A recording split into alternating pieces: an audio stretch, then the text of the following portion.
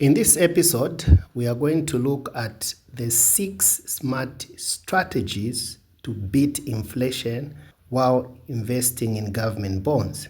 Here is the deal. As inflation rate increases, the interest rate on government bonds also goes high. Here is one investment rule. Never, ever invest in anything that gives you a rate that is lower than the inflation rate. Because if the inflation rate is 15%, then you are investing in something that is giving you 10%. In reality, you are actually just losing your money. Now, the effects of inflation work like this. Let's say you have got a 1,000 kwacha and you want to buy loaves of bread in January. So the inflation rate, let's say it is 10% or whatever percentage it is, but the cost of the bread is just 10 kwacha. In your 1,000 kwacha, you will be able to buy 100 loaves of bread.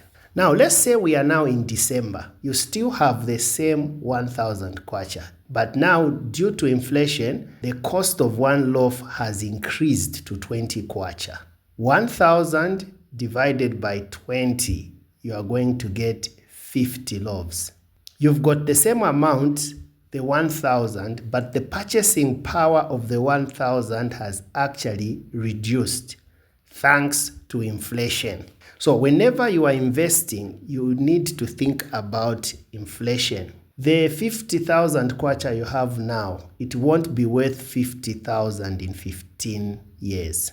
The 10,000 kwacha you have now, it won't be worth 10,000 in 10 years. Why? Because of inflation. That is why you want to know these 6 smart strategies to beat inflation while investing in government bonds. Here is how you deal with inflation. Number 1, you want to diversify your investments. So I teach how to invest in treasury bills and government bonds, but I don't want you to just invest in these investment vehicles only. And that is what diversification is all about. So in later episodes, I'm going to give you the 12 investment options, and then I'll also give you strategies, practical strategies on how you can wisely diversify. But the first thing that you want to do is to diversify. Don't put all your eggs in one basket. Number 2, you want to sell your bonds on the secondary market, especially when the inflation rate is constantly going up. You are not married to these bonds. So if you have invested in longer term bonds, maybe 15 years, 10 years, 7 years, if you have seen that the inflation rate keeps on rising, you want to sell off those bonds.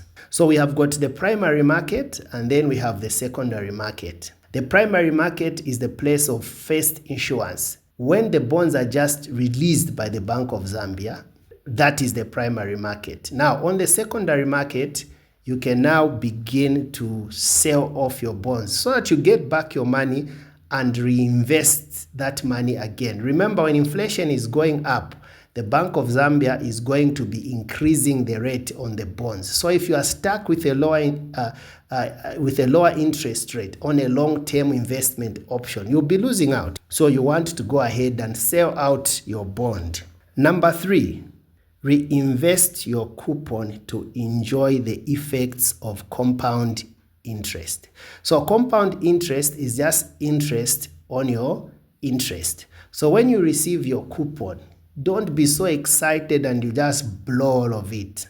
Invest part of it. Of course, have fun with part of it, but invest part of it. So what will be happening is you'll be making money on your coupon. In that way, you at least be beating inflation, isn't it? Because inflation is constant when you look at it if you look at it at an annual basis. When you are investing your coupon, which you are receiving every 6 months, reinvesting it, you are going to be making more money on your coupon, and in that way, you'll be able to beat inflation. Number 4, you want to avoid 7, 10, and 15 years bonds. These are longer term bonds. Remember, the government can call these bonds back. If the government feels that it's losing money on the longer term bonds, what they will do is they can say, we are paying you back this money, and you won't be able to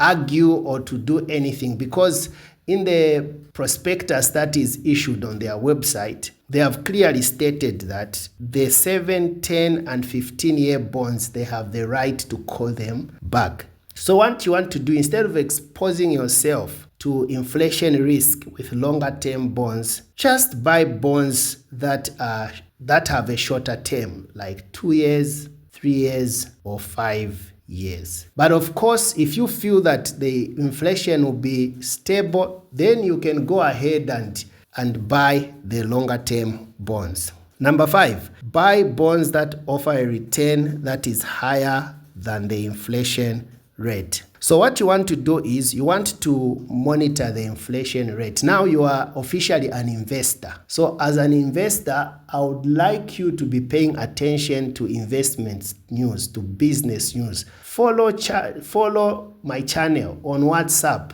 I look at these things all the time. You want to follow groups or Facebook pages that talk about investment, so that you can just understand how the inflation is working out. And then you want to always be investing at a rate that is higher than the inflation rate. Lastly, the way you can beat inflation is by laddering your bonds strategically.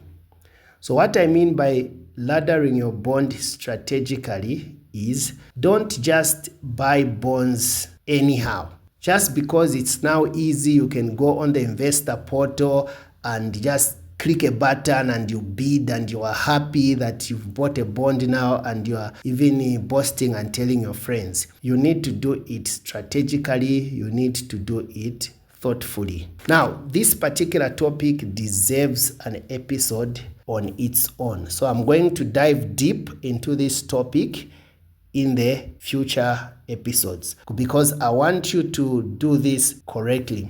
There are 2 ways you can ladder your bonds, and I'm going to talk about them in later episodes. So if you've got questions on this, you can go ahead and ask. You can ask me in my inbox, or you can ask in the group. And then if you want a one-on-one session with me, maybe you've got personal questions, or maybe you want to invest tomorrow and you just want me to guide you based on your own situation, you can book a consultation call and I'll be able to chat with you. And some of you are couples. In most times, you don't want to do investment things alone. Don't leave your wife behind.